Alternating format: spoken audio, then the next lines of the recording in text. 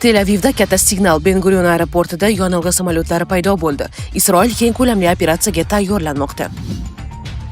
Yopiq muzokaralar ortida nima bor? Vladimir Putin Eron rahbariyatiga yashirin signal yubordi.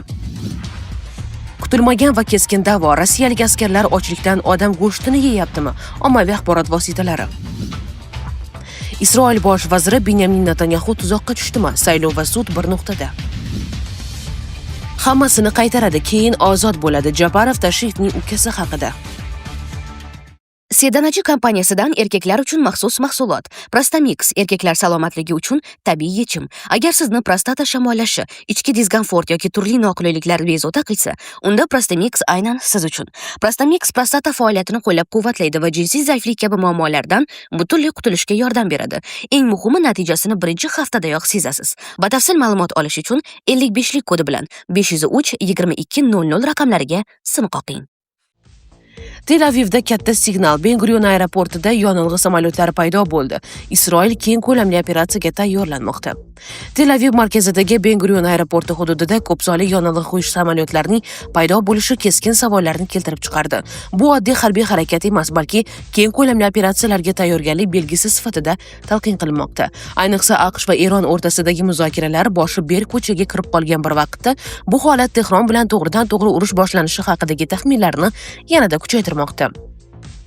Front chizig'ida esa vaziyat tobora portlash nuqtasiga yaqinlashmoqda. Isroil harbiylari Nablus janubi-sharqidagi Jalud qishlog'iga hujum qildi. Bu zarba allaqachon tarang bo'lgan hududda yangi eskalatsiya bosqichini boshlab berdi. Shu bilan birga Quddus shimolidagi Arram shaharchasida o'nlab falastinliklar hibsga olingani vaziyatni yanada keskinlashtirdi. Bu hibslar oddiy xavfsizlik chorasi sifatida emas, balki kengroq nazorat strategiyasining bir qismi sifatida ko'rilmoqda. Livan janubida esa insoniy fojia chuqurlashmoqda. Isroil tomonidan amalga oshirilayotgan bombardimonlar sababli aholi o'z uylarini tark etmoqda. Bu esa mintaqadagi urush faqat harbiy kuchlar o'rtasida emas, balki tinch aholiga ham to'g'ridan-to'g'ri zarba berayotganini ko'rsatadi. Siyosiy maydonda esa ichki qarama-qarshiliklar ochiq portlash darajasigacha yetdi. Jozef Aoun Hizbullohni Isroil bilan muzokaralardan bosh tortgani uchun keskin tanqid qildi. U Livanning muzokaralar olib borish qarori xiyonat emasligini alohida ta'kidladi va ogohlantirdi. Haqiqiy xiyonatni o'z davlatini begona manfaatlar yo'lida urushga tortayotganlar sodir etmoqda. Agar bu urush Livan uchun bo'lganida biz uni qo'llab-quvvatlagan bo'lardik, ammo urushning maqsadi boshqalarning manfaatlariga xizmat qilish ekan. Men buni butunlay rad etaman. Bu bayonot Livan ichidagi siyosiy bo'linishning naqadar chuqurlashganini ochiq ko'rsatadi. Global darajada esa yangi diplomatik mojarolar yuzaga chiqmoqda. Ukraina Isroilni o'g'irlangan don ortilgan kema masalasida keskin tanqid qildi. Kiyev ma'lumotiga ko'ra, Rossiya bilan bog'liq ikkinchi Panormitis kemasi o'g'irlangan Ukraina donini Hayfaga olib ketayotgan bo'lishi mumkinligi haqida ogohlantirgan. Bunga javoban Gezian Sar ayblovlarni rad etib, da'volar hali dalil emas deb javob bergan. Biroq Ukraina bundan norozi bo'lib Isroil elchisini chaqirtirgan va Isroilni Rossiyaning urushdan foyda ko'rishiga yo'l ochayotganlikda ayblagan. Bu esa yangi diplomatik front ochilayotganidan dalolat beradi. Yopiq muzokaralar ortida nima bor? Vladimir Putin Eron rahbariyatiga yashirin signal yubordi. Rossiya prezidenti Vladimir Putin va Eron tashqi ishlar vaziri Abbos Aroqchi Peterburgda nimalarni gaplashdi va nimalar ochiq aytilmadi. Peterburgda Rossiya prezidenti Vladimir Putin Eron prezidentining maxsus vakili va tashqi ishlar vaziri Abbos Aroqchini qabul qildi. Suhbatning ilk daqiqalaridanoq Putin asosiy pozitsiyani aniq bildirdi. Rossiya Eronni qo'llab-quvvatlagan va bu yo'lni davom ettirdi. Prezidentning ta'kidlashicha, o'tgan hafta u Eron oliy rahbaridan maktub olgan. Shu munosabat bilan u samimiy minnatdorlik bildirib, Rossiya strategik hamkorlikni davom ettirish niyatida ekanini yana bir bor ta'kidlashni so'radi. Shu bilan birga Putin yangi oyatullo Mujtabo Xomeneyga sog'liq va omad tiladi. Ayni paytda Amerika ommaviy axborot vositalari Eron rahbari og'ir jarohatlangani haqida xabar tarqatmoqda, ammo Tehron bu ma'lumotlarni qat'iy rad etmoqda. Rossiya rahbari Eron xalqining mustaqillik va suverenitet uchun kurashini jasurona va qahramonona deb baholadi. Uning so'zlariga ko'ra, Moskva Eron xalqi yangi rahbar boshchiligida Eron bu og'ir sinovlardan o'tib tinchlikka erishishga umid qilmoqda. Javob nutqida aroqchi ham munosabatlarni eng yuqori darajadagi strategik sheriklik deb atadi. Uning ta'kidlashicha, barcha qiyinchiliklarga qaramay, ikki davlat o'rtasidagi aloqalar yanada mustahkamlanadi. Eron tashqi ishlar vaziri Rossiyaning yordami tufayli mamlakat harbiy davr qiyinchiliklarini yengilroq yengib o'tayotganini bildirdi. Ammo bu yordamning aniq ko'rinishi ochiq aytilmadi. Shu bilan birga Rossiyaning BMT Xavfsizlik kengashidagi qo'llab-quvvatlovchi pozitsiyasi hamda S-300 havo hujumidan mudofaa tizimlari muhim omil sifatida tilga olinadi. Aroqchi Rossiya va uning rahbariyatiga minnatdorlik bildirib, so'nggi voqealardan keyin shaxsan kelib vaziyat haqida hisobot berishga qaror qilganini aytdi. Suhbatning rasmiy qismi tugagach, kameralar o'chirildi va jurnalistlar zaldan chiqarildi. Shundan keyin ochiq aytilmagan masalalar yopiq eshiklar ortida muhokama qilindi. Ma'lumotlarga ko'ra, ushbu uchrashuv Peterburgda bo'lib o'tgan. Aroqchi shuningdek Rossiya rahbariga Ali Xomanayning vafoti munosabati bilan bildirilgan hamdardlik uchun minnatdorlik izhor etgan va yangi oyatulloh saylangani bilan bog'liq tabriklarni ham alohida qayd etgan. Kutilmagan va keskin da'vo. Rossiyalik askarlar ochlikdan odam go'shtini yemoqda. Rossiya armiyasida yuzaga kelgan oziq-ovqat tanqisligi tufayli kannibalizm, odam yoki hayvonning o'z turiga mansub boshqa individni yeyishi holatlari qayd etildi. Bu haqda Sunday Times xabar bergan. Ma'lum qilinishicha, Ukrainaga bostirib kirishda ishtirok etgan bir necha rus harbiy xizmatchilari oziq-ovqat tanqisligi sababli kannibalizmga murojaat qila boshlagan. Nashr Ukraina harbiy razvedkasi materiallari, shu jumladan fotosuratlar va rus zobitlari o'rtasidagi unga yaqin audio xabarlarni asos qilib olgan. Shuningdek, xabarda o'z o'rtoqlarini yeb qo'ygan kamida 5 ta holat haqida gap borgan. Qayd etilishicha, holatlardan biri 2025-yil noyabr oyida Donetsk viloyati Mirnograd hududida sodir bo'lgan. Taqdim etilgan dalillarga ko'ra 95 alohida gvardiya motorli miltiq brigadasining 51 alohida qo'riqchilarning 51 polkida xizmat qilgan cho'loq chaqiruv belgisi bilan piyoda askar ikki hamkasbini o'ldirgan va ulardan birining oyog'ini yeyishga harakat qilgan. Bu bo'yicha noma'lum ofitser brigada razvedka batalyoni komandirining o'rinbosari Vladislav Razikovga Telegram orqali xabar bergan. Shuningdek, u tasvirlarni, shu jumladan kesilgan oyoqning fotosuratini ham yuborgan. Aytilishicha, tasvirlar maxsus dasturiy ta'minot yordamida tahlil qilingan. Tasvirni o'rgangan mustaqil harbiy jarrohning ta'kidlashicha, jarohatlar jangovar jarohatlarga o'xshamaydi va ehtimol o'tkir narsa bilan kesish orqali yetkazilgan. Mavjud ovozli xabarlarda ofitser odam go'shtini yemoqchi bo'lgan askar podvaldan topilganini da'vo qilgan. Uning so'zlariga ko'ra, askarni ushlamoqchi bo'lganida u o't ochgan va o'sha yerda o'ldirilgan.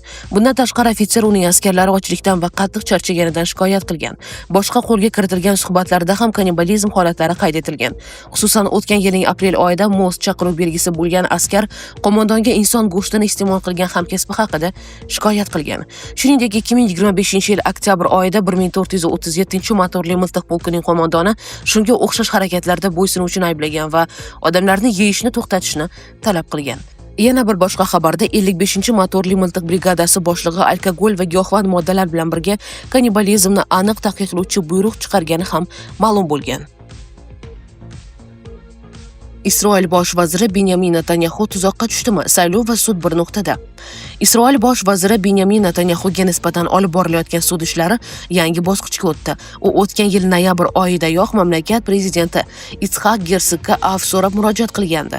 Bu holat juda noodatiy, chunki hali sud hukmi chiqmagan. Netanyahu esa og'ir davrda sud ishlariga vaqt yo'qligini ta'kidlab, ularni to'xtatishni so'ragan.